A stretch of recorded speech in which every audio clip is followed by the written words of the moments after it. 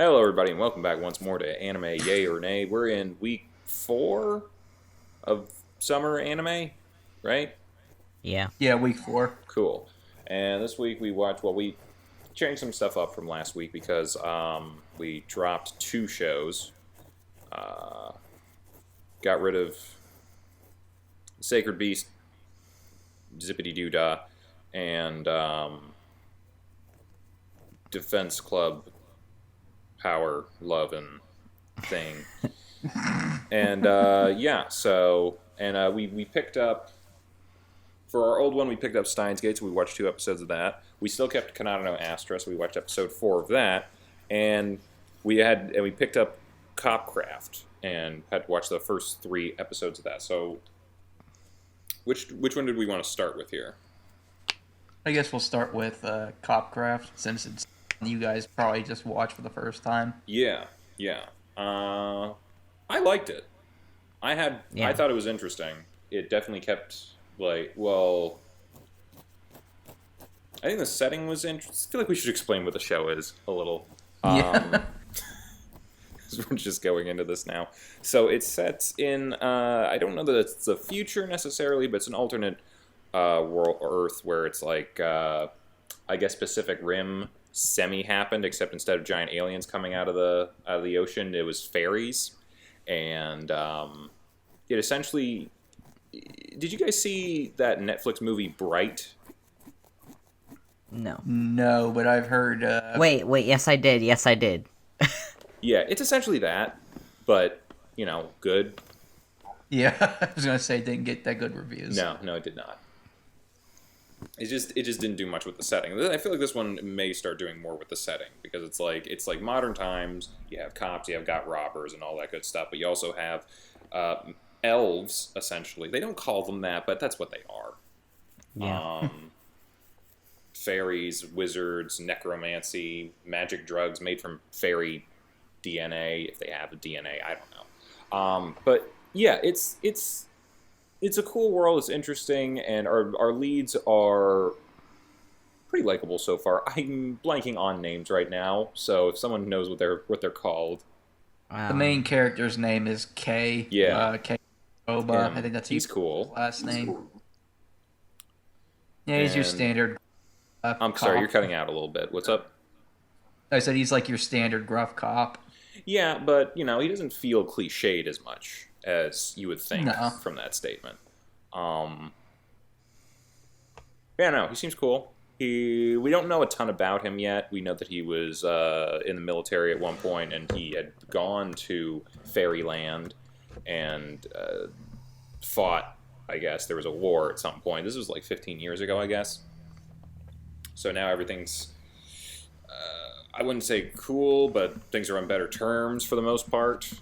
And there's been integration between elves and humans or whatever. And but now people are trafficking in fairies, which are sacred to the elves. And the elves have sent out one of their, royal guard or some sort of knight order that this little girl is a part of. Because, of course, it's going to be a little girl who is 26 but looks like a 10-year-old, and it's anime. I don't know what we were expecting here.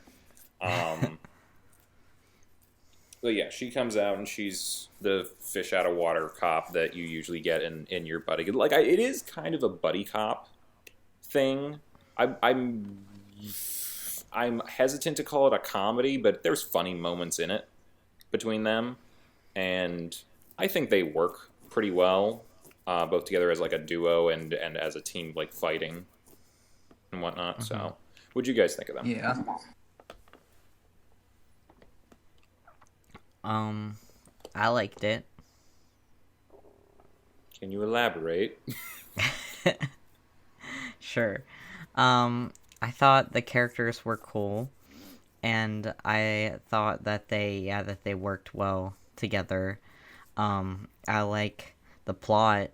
I think the plot's interesting, with having to stop I guess this girl is going after a specific fairy. Yeah. I think Leela or whatever. is what she called it, Layla, something like that. Maybe. I didn't catch the name myself. But she's going after this specific fairy that she wants back, and like this wizard dude is like using this fairy's like magic to make a bunch of zombies. Yeah. Because he wants to start another war, I guess. Yeah. I guess the essential plan, like, it was revealed that, like, I guess the chief of police is involved in this, and before he got shot, that they're trying to orchestrate another war between the elves and the humans because they want the worlds to be separate and unintegrated and all that. And I guess their plan is to make a fairy bomb that they could hit a city and create an undead army with. Yeah. You know, your classic D&D fantasy story, but in modern times, essentially. Yeah. What else? And not only is the bomb turn you into zombies, but they said it makes you do whatever the user wants you to do. So you can pretty much. Well, yeah, the necromancer, the lich situation.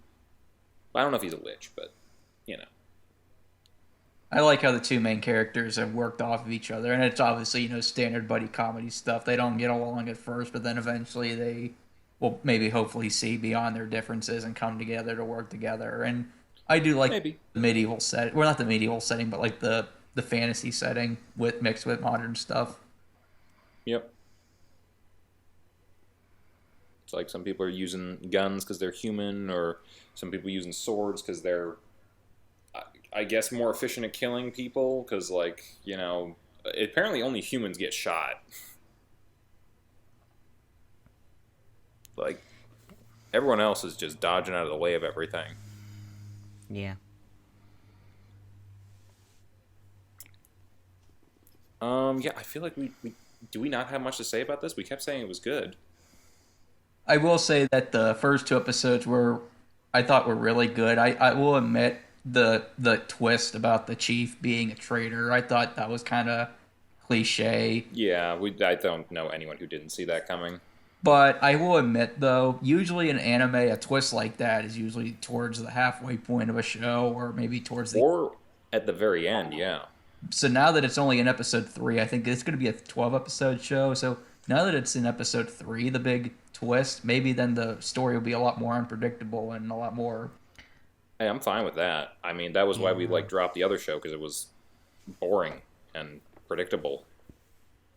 Speaking of we were talking like the old one was like so, like just baseline. This one, I'll say like the animation in that, the fight scenes are cool, but like though even like when it's not doing a fight scene or it's not doing anything like super spectacular, it always feels very crisp and very I don't know. I just like the look of this show a lot. Yeah, I think the art style just works really well.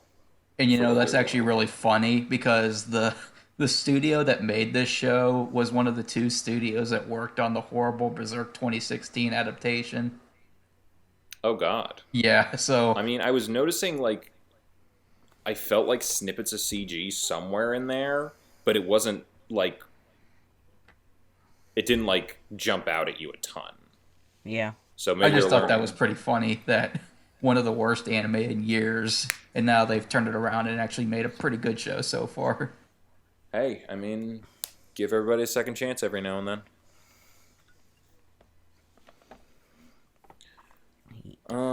What else? What was the girl's name? 'Cause her name is... I'm not great with names. I think it's pronounced Tilarna. Tilarna? Does she have a nickname? Teal, I think, or something Till? like that. The girl. The girl and the detective. That's what I'll call them for now. Until I actually learn a name. Or if I won't learn a name, I don't know. You know how I am. I'll start calling them by like some sort of trope or whatever. Yeah. I call this one Lollybait, but I mean, I don't feel like they're trying to make them... I don't know. They probably are trying. I don't know. I already used Lollybait for something else. I don't know. The one with her, like, her skirt, and they kept Yeah, making that's comments yeah.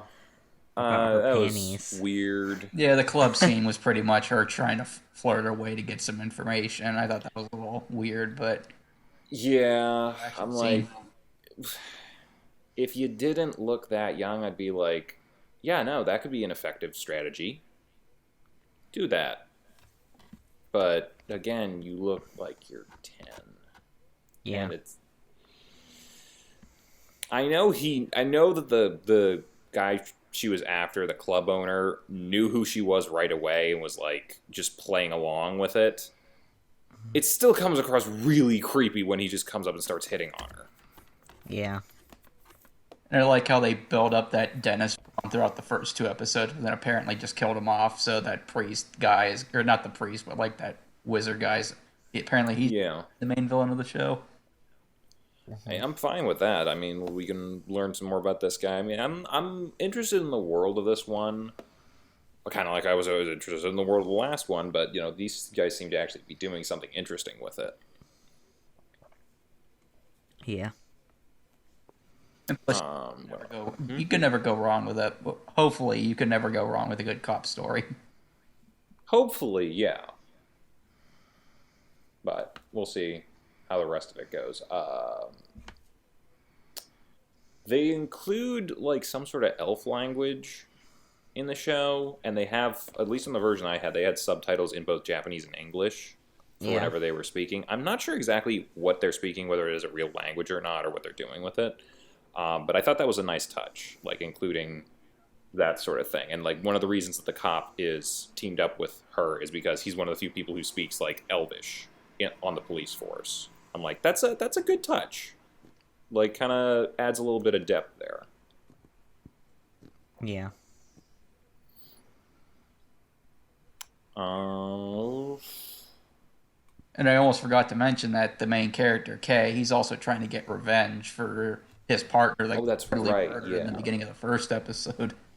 Yeah, him and his partner were part of a drug bust to bust the guys who were trafficking in ferries, and one of them turned out to be a dead guy who didn't go down easy, and he killed his partner, and that's why he's partnerless until the little girl comes along.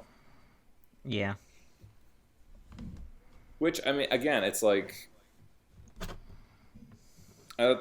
their action scenes are pretty well choreographed and whatnot, and then they don't shy away from gore, because it's like, I'm like, this might turn into a heavy show. I'm not sure yet. Oh, I can already tell it's going to be a heavy show just for some of the scenes that they showed early. Yeah, it gets dark. And I like that. I like that it's willing to go places with not only its setting and its characters and everything else. I think I have high hopes for this one, and I'm looking forward to more of it. So, what about you guys? Yay for you guys? Yeah. It was a definite when I first saw it, so I'm glad. I'm glad we're watching it now. I had a feeling you'd be into it. So, moving on, we watched episode 4, Kanata no Astra, and we're seeing more character development, kind of like we were predicting a little bit. That was like everyone's going to have their moment in the sun kind of thing. And this week it was Yin&Jung. I don't remember the name. Yeah, so episode wasn't entirely about her, but like they land on a new planet, and it's covered in fungus. So, what else? They meet ostriches. That's basically what they are. Yeah, and they start riding those around, collecting stuff. There's not a lot to eat there, which is going to be a problem because they have to store up a lot of food to make sure that they can make the jump to the next planet. And yeah, they found some cactuses with water. They found a little bit of this, a little bit of that. They're mentioning here and there the Saptor, but at the same time they're like, let's not worry about it too much because whoever did it is, I guess, trying to survive right now with the rest of us.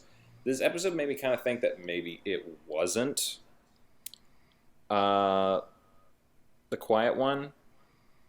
Just Yeah. sabotaging Yeah, ships. Like, yeah, the main focus of this episode, at least to me, was on giving her more development, and like she yeah, thinks that she's useless, and her mom was just a total psycho to her throughout her entire. she's a bitch. Yeah,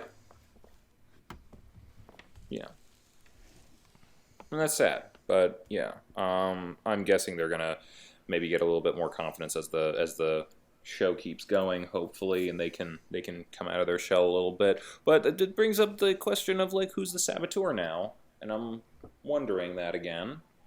Yeah. Yeah, honestly, It's I don't. I really, I really can't decide who it is. I mean, it's a good mystery. It's not like it's completely yeah. obvious. Like, part of me is like really trying to think about it a little bit and try to piece together any little bits of information. There's like still a few characters we don't know much about. I still think the red herring is definitely emo kid, because I mean, yeah, the one with the gun in space. Of course, you're gonna think that he's gonna try to kill everybody. Um, I Envy. I didn't really hear you last episode, but I kind of heard it in the playback. That you thought maybe it was Blondie. I mean, I joked that the little girl Funi could use her puppet like Oh, not that one. Not that one. The I'll call oh him the Char, animal yeah, lover. Char. Yeah. Chars. Yeah, Yeah. I mean, I just thought because of how he was acting, but again, this episode I mean, they at least made him be weird about biology. It's not like he's weird about death or anything like that. So I think it's no, yeah. Um, but yeah, the thing is though, yeah, he acts a little weird. He's a little too into biology and whatnot. But at the same time, I'm like, I'm kind of thinking to myself on a couple different things, like, uh, he is kind of weird. We don't know much about him. We don't know his backstory. We know he's passionate about certain things, and can get pretty into certain ideas. So far, no violent ones, but at the same time, it's kind of like, do I know that you're not going to pull some stuff? And he wasn't super involved in saving the ship last episode, as far as I'm aware, other than maybe doing some connecting things. But at that point, when everyone's trying to work together, it's like, okay, I'm going to get found out if I don't do something. a big theme about this episode, at least to me, was not so much finding a use. Like everyone has a specific talent, but just like trying to contribute their own share Yeah. out in their travel. And I think the Yunha was trying to find her place, and she thought that I have no inherent skill, so I should go stay behind. And I like Rude. that development Yeah. where she learned that you don't have to necessarily have a special skill to contribute. Yeah, and that was a good lesson for that, and I think they handled it all pretty well, especially with her and Kanata out in the after he like she tried to outrun the decathlon star. That that wasn't gonna happen, but I thought that was good between them. But I want to make that point about was his name Charles Chars. Chars. I think maybe it could be him because who else would have grabbed a sample of a flying alien and brought it on board to possibly release at the worst possible moment? Maybe the biology guy. I don't know. It's a good point. It's a working theory. I also have a theory that maybe Zach is the guy. But Yeah. Yeah, I don't think it's Kanata. I don't know. I mean, he's the main character. Well, no, he's not. I don't think he I would. think there's definitely people we can cross off the list, like Kanata and Ares, and it's like, Well, that's not maybe I wouldn't. I basically keep everyone under suspicion except for Kanata because I don't know. I mean, who knows? Maybe they can pull an ultimate fast one and make Ares the simpleton. I mean, the culprit. Maybe I just don't see it. Unless I'm super wrong, it's going to be a crazy twist, but then they better explain that really well. But I don't know. Unless the whole ditzy thing is just an act. Hard to I mean, say. she's been progressively less dumb since the first episode. Like, yet the first episode, she was just a complete No, yeah, head. you're And right. the last couple episodes, she's actually been really, at least logical with her talks. Well, I would argue to some degree, there was a reason she was included in the program. Like she has to be some level of competent. I think she just had a rocky start because she'd never like really done any of that stuff before. But I think she's gaining her footing, and that's what we're kind Well, of also, seeing. they also said in the second episode that all of them were at least put on that ship to at least what they think were a death sentence. They were all trying to kill them. Yeah, So maybe that's the yeah, reason why all 10 of um, them are placed on there. yeah. And we can think of some reasons why some of them would be there, whether it's their parents want them dead, or they're just trying to get rid of them, or like whatever's happening, or they're trying to cover something up. Who knows? Um, we don't really know much in regard to certain characters, their backstories of like why someone would want to kill them. But I don't know. I go back to the last episode where Charles was talking about Ares and her eyes and how he might have known someone who had eyes like that. I feel like there's some sort of connection to the backstory there that kind of makes me think to myself, like, okay, there's a reason you noticed that. There's a reason you know about this stuff. There's a reason you're here. More so than someone wants you dead. Yeah, that could be a reason. I mean, I wouldn't put it past the show to do that. Yeah. Still don't think it's emo kid because I mean it's just too easy. Yeah. Hopefully, Um, hopefully, as the show goes on, we'll get more and more context clues so we can start putting together a theory. Yeah. I thought it was maybe Luca, the purple-haired one. We haven't gotten much info on them, but they were very active in trying to fix the ship. And yeah. if they had not pulled out the glue gun, I think everyone would have died.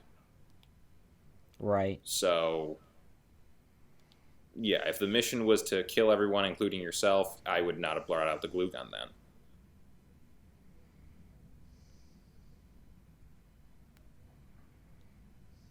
Yeah. Yeah. Yeah, I think among everyone there, anyone, like, I feel like any of the people there, like, if you could have been a suspect, there was opportunities that you could have let everyone die, and the people who didn't in those opportunities, I think yeah, they're not. I don't think they should be under any suspicion. Like, I don't suspect Kanata of anything. Ares, Emo Kid, or Luca. Yeah.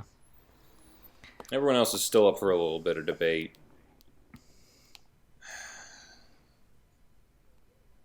I kind of want. I don't think it would be Big Sister, because Eatery. she's got too much of an ego to kill herself. Yeah. Yeah, no. I don't see that happening. I don't think the little girl will be competent enough to do that unless you are pulling a Scarface thing. Um, uh, but even then, it's like, I don't know. And again, Zach, had he wanted everyone to die, he wouldn't have brought up the communications thing or any of this other stuff. Unless, of course, he wanted to cover his own tracks by thinking that, oh no, I better point out my sabotage. Yeah, but I don't seem like a. I hear you. But no one else was looking for anything. Well, that is also true. So had he never said anything, they would have just gone about their thing. And he could have easily at this point charted a course for a dead planet and been like, oh no, I miscalculated, we're all going to die. Again, it's like that. He has more opportunities than probably anyone else to get them all killed, and yet he doesn't. Yeah. I mean, I'm happy. It's a good mystery. So, Only a quarter of the way done. We're only a third of the way done with the show, and I really don't have a clear lead on who the suspect would be, so that's good. yeah. I mean, Yeah. hopefully it's revealed by the end. We'll see what happens, because like we're right on to the second planet. We're probably going to spend another episode on this planet because we haven't gathered enough food yet to figure out how to leave. But I have a question scientifically. Why do they need to get water? Don't they have like a water reclamation system on the ship? I thought like every spaceship had one of those things. Maybe it only has enough water to cycle for a certain amount of time. Yeah, but don't you have like a filtration system that recycles the water? Hmm. I Unless mean, because that's what astronauts have to do. They pee into whatever, and that goes through the system, and it comes out as drinking water again. That's how you conserve water and stuff in space. And where is the water going that they're using that they can't reuse it? Are they dumping it? That seems like a huge waste. I don't know. That's a good question. Yeah. I don't know if maybe that's like... It just feels like a weird oversight for something that, for the most part, has been pretty scientifically accurate, from my understanding. And it's just... I don't know. The food thing is definitely a thing. But I don't know that there would be a water situation. Unless they said at some point that the water reclamation system wasn't working, and they weren't able to recycle used water. I don't remember. my only Yeah. thing is maybe they're using like an old fashioned like water tank to store the water, and it's used for everything: cooking, cleaning, drinking. Well, that's the same way that it would be on a regular spaceship, except all the drains would go back into that filter system to resupply the reservoir.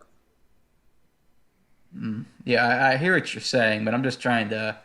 Yeah, it's either a really bad oversight or it's just something that they haven't addressed yet. Yeah. Well, maybe it'll come up. Maybe it'll explain it. I don't know. Just a weird little science thing on my end. But other than that, I'm still enjoying the show. You guys? Yeah. Yeah. Yeah, I enjoy it. I think we're too interested to find out who's trying to kill everyone. So, and such a happy-go-lucky show too. Like you'd think Yeah. that a show about people being lost in space and being so far away from home and having to survive by any means necessary would be a excuse me, much darker show. But it keeps it pretty happy for the most part. Yeah, there was a lot of parts in this episode that actually made me that actually made me chuckle. Yeah. I think Zach is ace. I don't know. That or he's just a man on a mission. He just walked That in mission on does not Keter include getting any out of the detours. shower, and it's like, yeah, don't mind me.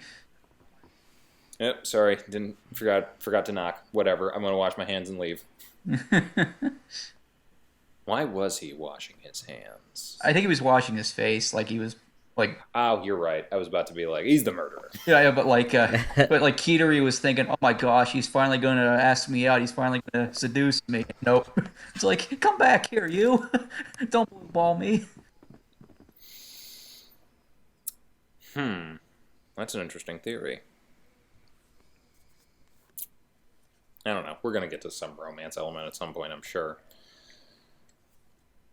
Oh, we should say what happened, like, danger-wise on this, because, like, they always run into, like, some sort of issue, and that's always the interesting thing about these space missions, is, like, what problems are you going to run into? This time, it was a giant fungus tree that was spreading poison throughout the area through spores, Yeah. and they had to figure out a way to get the antidote together. Yeah, most of them were out of commission because of it. And then, Yunhua had, like, taken off because she felt like she wasn't doing anything, like, she wasn't good enough for, like, the ship. So she had left a note, like, just leave me here. And so she Yeah. ran off on her own. And then they all went looking for her. And Kanata found her. And, when they were together, they had their helmets on, so the spores didn't affect them. Yeah. But it affected one of the ostrich thingies, and they gave it a flower to eat, and it cured it from the poison. So then whenever they were trying to figure out ways to help the other passengers, Yunhua and Kanata were like, oh, there's that flower.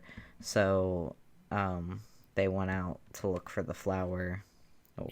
Yeah, which is good because it kind of goes back to like what they were kind of saying in the show was just like, yeah, you might not have like a flashy specialty or something, but just being there to help in any way, shape, or form, whether it's medical, whatever, or doing this, or remembering a certain thing, or even just keeping morale up by singing, which is what she does in the end.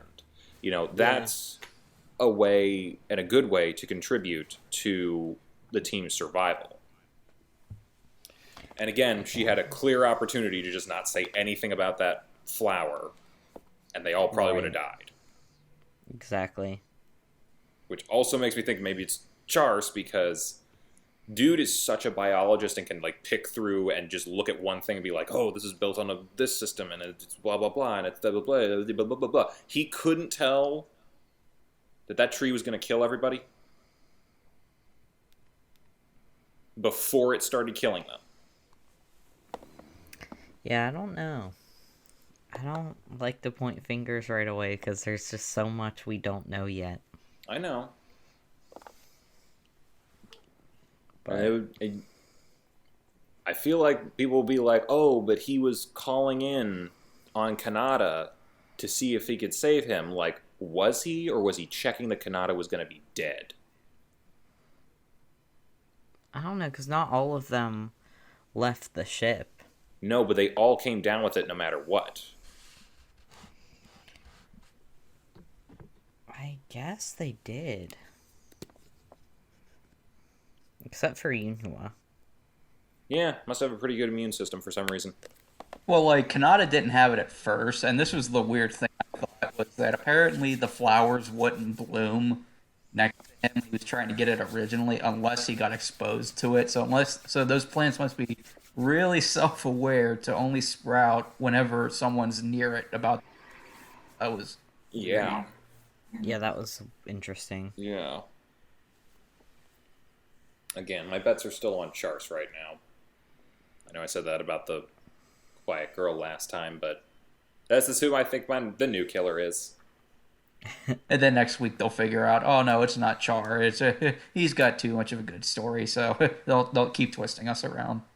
We'll see. Probably. But I'm still a definite yay. Oh, I'm a yay. Yeah. It's a murder mystery in space now. An attempted murder mystery in space. How can you say no? Yes. Anyway, moving on to our last one, where we watched the first two episodes of we all rewatched the first two episodes of Steins Gate. Yep. For the older anime that we decided to view. I didn't realize this thing is almost 10 years old now. Yeah, the original visual novel came out in 2009, so that's 10 years old, and the anime came out in 2011, so yeah, it's... I thought it was 2010. Was it 2011? I think it's 2010. Maybe in either case, that's almost 10 years. And animation and everything and all that stuff, it holds up really well. Yeah. Yeah. I will say this, though, as someone who loves the show, and it's my favorite anime of all time, I will admit the first, I would say, 4 or 5 episodes can be a turnoff to a lot of people who try to get into the show, because it is a lot slower pace, and it does hit you with a lot of like weird stuff, and Okabe acting a lot weird all at once. So I can understand how that might turn off some people, which is a shame because the show is worth it in the end, but I can understand like the slower pace turning off some people originally. I didn't think it was super slow. And at the very least, they got to the point by the first episode with the whole murder thing. And then the zoop, I'm on time travel. Yeah. And suddenly everything's crazy and I don't understand what's going on. Like, as far as inciting incidents goes, that's a pretty good way to do it. I mean, if you can't make it through the first episode, I don't know why you're watching anime. But, yeah. I think that's at least how I felt the first time that I watched it. Well, part of me was also like, this guy's hilarious. I want to see more of him. Yeah. But yeah, yeah, they do throw some science-y jargon at you here and there, but I feel like they explain it well enough that it's not too daunting, I don't think. I mean, I kind of know some science-y jargon to begin with, so maybe that's just me, but I feel like it's pretty okay to follow for the most part. Yeah, I mean, I think for me personally, the show gets really going whenever the characters interact with each other and play off of each other. Like towards when Kirisu becomes in the next couple episodes, I think that's when the show picks up because Yeah. the characters are what make the show and how they interact with each other. Right? Well, that's how any good show is. Yeah. But yeah, I guess with people who have like seen it or just watching, yeah, we meet Shoin Kyoma, great mad. I got a question. Did you guys watch the sub or the dub? Because I watched the dub because I actually think it's a really good dub. I watched the dub. Yeah, I watched the dub. Okay, so we're all going. Yeah, Cool. sounds like. Yeah, we meet him. He's a mad scientist, and by that we just mean he's an eccentric weirdo. Um, he has a friend. His friend Mayuri and Daru, and he got into an argument with a sciencey redhead named Kurisu, and then I'm kind of condensing episode 1 and 2 a little bit in the summary, but we also met Ferris and other Luca, the trap, Yeah. the Mr. Braun and the shop assistant and the quiet one. I think that's pretty much the entire cast. We just went around and met by the second episode, which feels very visual novel-esque. Like, here's all your routes. Yeah. Was this based on a visual novel? I think it was. Yeah, it was. But yeah, no, I think it was good as far as like, because you don't really realize what everybody's going to do or be in this show yet at this point, but you at least get a decent enough bare bones introduction to them and who their character is and how they might or will interact with everybody else, which I thought was good. I think it was like, especially episode 2 was like a good character intro bit.